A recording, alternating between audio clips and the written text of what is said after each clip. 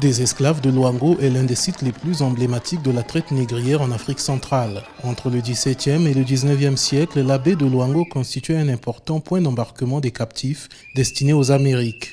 Conduits depuis l'intérieur des terres par des caravanes, les esclaves traversaient une allée bordée de manguiers avant d'atteindre la côte atlantique. Ce parcours symbolique, connu sous le nom de route des esclaves, demeure un témoignage poignant de cette période sombre de l'histoire. Luango fut jadis un seuil, le seuil du départ, le seuil de la séparation. D'ici, des millions d'hommes, de femmes captifs ont franchi l'Atlantique. Ils ont quitté la rive de leur monde pour rejoindre l'inconnu, laissant derrière eux leur langue, leur Dieu, leur famille, mais emportant avec eux les mémoires du Congo et de l'Afrique. Pour renforcer cette valorisation historique, les autorités congolaises ont lancé en novembre 2025 la construction d'un musée de l'esclavage à Luango.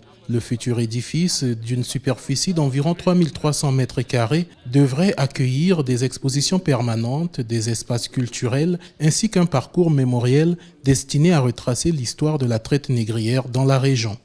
Notre mémorial, qui dresse fièrement sa posture, dominant l'environnement, est un complexe historico-culturel qui se veut multidimensionnel, avec une large palette de disciplines. Il servira d'instrument pour graver l'histoire sur la pierre éternelle. Le site de Luango figure aujourd'hui sur la liste indicative du patrimoine mondial de l'UNESCO dans le cadre du programme international intitulé La route de l'esclavage, qui vise à préserver les lieux emblématiques liés à l'histoire de la traite négrière.